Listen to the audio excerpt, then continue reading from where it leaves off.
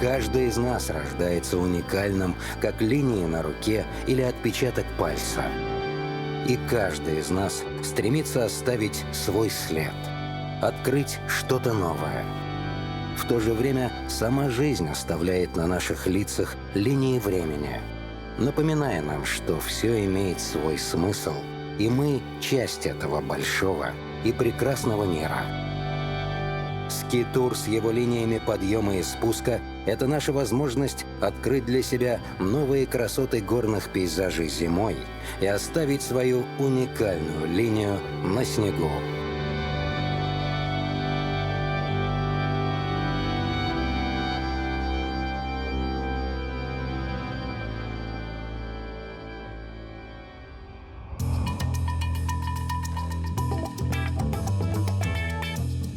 Мы провели в горах Абхазии 2 месяца. На наших глазах природа создавала сказочный мир заснеженной Ауадхары.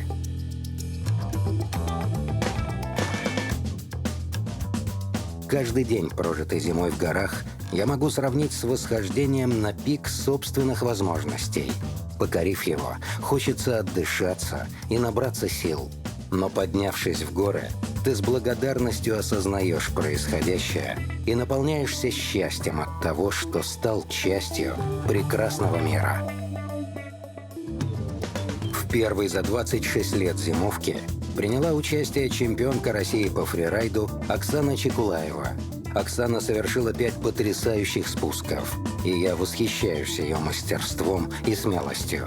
Можно сказать почти со стопроцентной уверенностью, что до нее никто и никогда не делал проездов на горном массиве Аджара, а также с хребта Агура в долину Лашипсы и в долину Агурипста.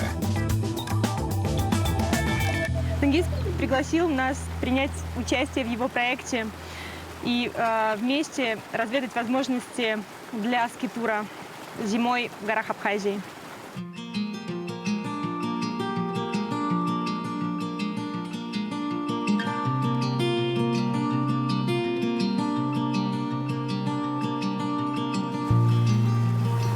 Мне очень нравится путешествовать в горах, и я искренне верю, что чем ближе мы к природе, чем мы стараемся больше ее понять, тем счастливее мы себя ощущаем. Те силы, которые мы тратим на ски-тур, всегда возвращаются к нам, и они помогают нам в повседневной жизни решать те сложности, которые у нас возникают.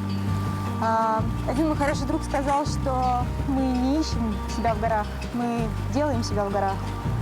И я согласна с ним.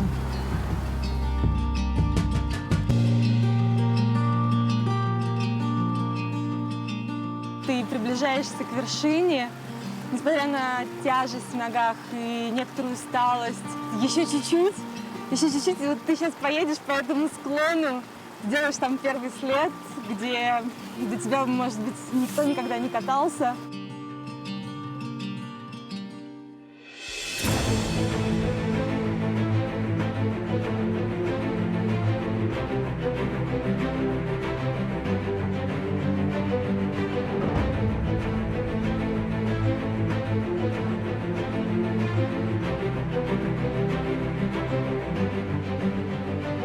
Ощущение какой-то просто невероятной свободы, когда ты как маленькая точка на этом огромном склоне мчишь по нему,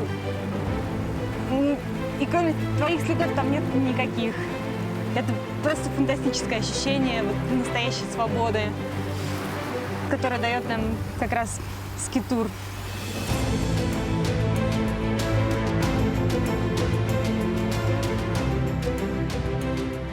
Это выглядело очень впечатляюще, когда Оксана неслась на своем сноуборде с самой вершины горного массива вниз. Проезд тоже получился очень красивый. В нашей команде был экстремальный фотограф National Geographic Россия Алексей Заводский.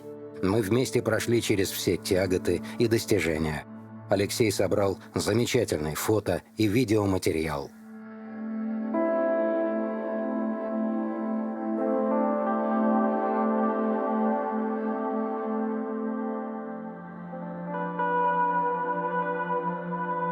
Я был в Перу, мне позвонила Оксана и сказала, что когда я приеду, ну, в своем стиле, что вот срочно надо нам поехать в Абхазию, она решила, что эти места очень подходят для скитура. Мы поехали в Абхазию, поехали на базу Аджара, мы приехали для того, чтобы...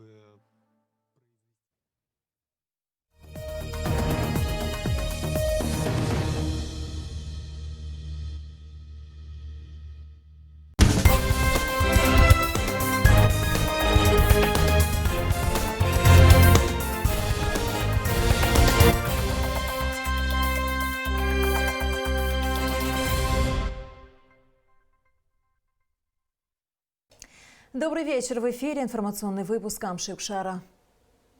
Народные избранники не приняли законопроект о внесении изменений в закон Республики Абхазия о декларировании доходов, расходов, имущества и обязательств имущественного характера государственными служащими и депутатами. Изменения предполагали вступление в силу данного законопроекта без его привязки к закону о государственной службе.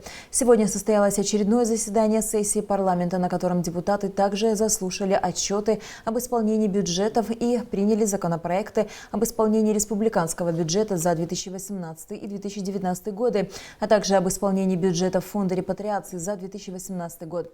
Алиса Шамба расскажет подробности. В повестке очередного заседания сессии парламента более 16 актуальных вопросов. В начале заседания депутатам был представлен новый представитель президента в парламенте, заместитель руководителя администрации президента Саида Бутба. Затем парламентарии перешли к обсуждению первого вопроса – проекта закона об исполнении республиканского бюджета за 2018 год. Основные показатели исполнения республиканского бюджета за 2018 год. Доходы кассовое исполнение 7,2 миллиарда рублей, что составляет 95,7 исполнения. Из них собственные доходы 2,8 миллиарда рублей, это порядка 90% исполнения. Безвозмездная помощь Российской Федерации 4,4 миллиарда, это 100% исполнение. Расходы составили 6,8 миллиардов рублей, это составляет 86,9% исполнения от дохода. Так, объем неисполненных расходных обязательств составил 1 миллиард 18 миллионов рублей. Остаток средств 668 миллионов, в том числе и КЦ не исполнено 114, и по инвестпрограмме было не исполнено 485 миллионов рублей. Основным таким камнем преткновения при принятии бюджета 2018 года стало, ну, так сказать, претензии депутатов в части работы управления капитального строительства за 2018 год. По итогам, по отчету контрольных мероприятий было у нас много вопросов, поэтому, в принципе, что и послужило непринятием бюджета. Проект вызвал немало вопросов и нареканий среди парламентариев. Были и те, кто высказались против его принятия. Наталья Викторовна сейчас говорила о миллиарде 17, по-моему, да, вы сказали? 18. Это республиканского бюджета, а государственный бюджет неисполнения, вы не сказали, миллиард 765. Это совсем другая уже цифра. То есть почти 2 миллиарда рублей неисполнения нашего государственного бюджета. Поэтому, уважаемые друзья, ну хорошо, примем, не примем мы это уже, в принципе, какая-то формальность получается, да? Но вы помните, 2017 год мы бюджет не приняли, направили в прокуратуру. Что тогда изменилось тогда с 2017 на 2018 год? Сумма выросла. Там, по-моему, даже на 500 миллионов сумма выросла неисполненных обязательств. Поэтому вам принимать решение. Я, например, не буду поддерживать принятие этого бюджета, исполнение этого бюджета, потому что никакого смысла не вижу. В итоге, после долгих и бурных обсуждений, проект закона об исполнении республиканского бюджета за 2018 год был принят во втором окончательном чтении. Следующий вопрос повестки – проект закона об исполнении бюджета Фонда репатриации за 2018 год вызвал не меньше вопросов. Депутатами было отмечено, что по отчетам контрольных мероприятий было установлено неэффективное и нецелевое использование денежных средств данного фонда. В части по 2018 году могу сказать, что была приобретена квартира суммой 3 миллиона 800 тысяч не репатрианту. Было оказано, это все по итогам контрольных мероприятий, что выявила контрольная палата. Также были выделена материальная помощь людям, которые не имели статус репатриантов. На заседании парламента присутствовал исполнительный директор фонда репатриации Энвер Чамагуа, который согласился с нареканиями, однако при этом подчеркнул, что фонд не распоряжается, а лишь аккумулирует и следит за расходованием денежных средств. Если сверху приходит приказ или просьба о покупке, сверху я имею в виду не от прямого начальства, а еще выше, от руководства, от вторых глав и третьих и так далее, то есть вышестоящей инстанции, мы обязаны реагировать, потому что идет действительно оказание финансовой помощи, но в нарушении закона, потому что мы не имеем права финансировать, там в Конституционном законе прямо прописано, что все финансовые средства, аккумулирующие в фонде по репатриации, только должны расходоваться на самих репатриантов, но не более кого-либо еще, но только в течение 5 лет, где установлен ценз. В итоге и этот законопроект был принят во втором окончательном чтении. Проект закона об исполнении республиканского бюджета за 2019 год представил министр финансов Владимир Делба. Он положительно оценил работу тех, кто занимался администрированием доходов, консолидацией имеющихся средств бюджетной системы, так как по доходам исполнение составило более 99%. Общие расходы государственного бюджета тоже были исполнены на достаточно высоком уровне, уровень которых приблизился к 90%. Но вместе с тем, здесь стоит отметить, что отдельные расходы все-таки не были освоены. Дело в том, что органы, которые исполняют бюджет, прежде всего осуществляют санкционирование таких расходов после принятия обязательств. Несомненно, реализация инвестиционной программы является ключевым направлением развития, социально-экономического развития нашей страны. В этой связи у уполномоченных органов в течение года появляется право на принятие обязательств. Но этого недостаточно. Право – это одно, а принятые обязательства – это совершенно другое. И вот в этой связи, именно по этой причине, из года в год переходят остатки. Помимо этого, по словам Делба, есть остаток средств резервного фонда президента в объеме 14 миллионов рублей, которые являются целевыми и направлялись на ремонт крыши второй школы в Сухуме, а также остаток средств, неиспользованных на мероприятия по строительству здания ИКЦ. Данный законопроект также был одобрен парламентариями. Следующим вопросом депутаты рассмотрели проект закона о внесении изменений в закон Республики Абхазия о декларировании доходов, расходов, имущества и обязательств имущественного характера публичными служащими депутатами.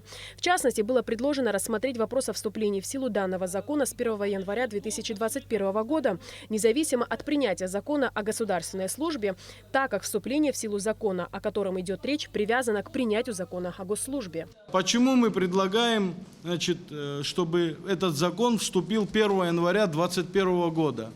Да потому что фундаментально то, что он должен начать работать 1 января 2021 года. Все разговоры о государственной службе, вы помните, когда мы его принимали, мы сначала как раз и оговаривали срок вступления 1 января, потом решили увязать государственной службе. Но мягко скажем, что этот процесс будет очень длительным. Закон о госслужбе сложный такой немножко вопрос, и все время его почему-то откладывают. И дату, которую я сейчас озвучиваю, мы тоже согласовывали. Я прошу вас, друзья, поддержать вот эту поправку в части, касающейся той злополучной 16 статьи, где говорится о привязке к закону о госслужбе. Мы же предлагаем этой поправкой данной отвязать этот закон от государственной службы и сделать так, чтобы он вступил в силу 1 января 2021 года. Депутат Илья Гуни отметил, что вносить поправки в закон, который не вступил в силу, нельзя. А Батал Тапагуа заметил, что привязка к закону о госслужбе была логичной, и чтобы он выполнял свои функции, сначала должен вступить в силу закон о госслужбе. Кто является лицом-декларантом, кто должен это делать, кто является... Мы что, сейчас опять идем на поводу этих популистских дел, что я понять очень не могу. Мы тот раз приняли, привязали к этому закону, потому что в этом есть логика. Как пояснила представитель президента в парламенте Саида Бутба, юридический закон, который вносит изменения в базовый закон, должен вступать в силу в тот же момент, что и основной документ. В итоге, после обсуждения изменений в законе о декларировании доходов, расходов, имущества и обязательств имущественного характера публичными служащими и депутатами не были приняты. Разное в начале заседания сессии парламента было включено 5 вопросов, и главный из них касался отсрочки вступления в силу закона об автоматизированной судебной информационной системе. Решением депутатов парламент продлил срок внедрения электронной судебной информационной системы и видеофиксации судебных разбирательств до 1 января 2021 года. Рассмотрение остальных вопросов повестки дня было отложено на 19 июня. Таким образом, Народное собрание Абхазии продолжит свою работу завтра. Алиса Шамба, Алексей Гуха, Инала Гуха, Тамас Чиковани, Абхазское телевидение. Президент Аслан Бжания подписал распоряжение о мерах поддержки субъектов предпринимательской деятельности в период распространения коронавирусной инфекции COVID-19 в Республике Абхазия. Кабинету министров поручено в срок до 25 июня 2020 года обеспечить разработку и утверждение актов правительства, регулирующих порядок. Продление срока действия до 31 декабря 2020 года разрешительных и иных документов, в том числе разрешений, лицензий на осуществление определенного вида деятельности или конкретных действий юридическим и физическим лицам, срок действия которых определен Кабинетом министров и истек или истекает в период с 1 апреля по 1 июля 2020 года. Предоставление отсрочки, а также полное или частичное освобождение от арендной платы по договорам аренды республиканского имущества. До 1 июля 2020 года должны быть разработаны и представлены президенту проекты законодательных актов о внесении изменений в действующее законодательство в части регулирования сроков пребывания и осуществления иностранными гражданами и лицами без гражданства трудовой деятельности на территории республики, приостановление отмены или переноса на более поздний срок проведения мероприятий налогового и таможенного контроля, продление установленных законодательством сроков уплаты налогов, сборов, пошлин и других обязательных платежей, взимаемых в государственный бюджет соответствующего уровня или в государственный внебюджетный фонд. Контроль за исполнением распоряжения возложен на премьер-министра. Премьер-министр Александр Анква провел встречу с вице-премьером, министром экономики Кристиной Озган, вице-премьером, министром финансов Владимиром Делба и министром по налогам и сборам Дауром Курмазия, которые доложили о результатах по разработке концепции возможного изменения структуры закона об уплате ввозного НДС, сообщает пресс-служба правительства. Участники встречи доложили, что провели предварительный анализ эффективности НДС, а также анализ предложений представителей бизнеса с целью формирования рекомендаций о внесении изменений в нормативно-правовые акты, определяющие принципы уплаты налога на добавленную стоимость.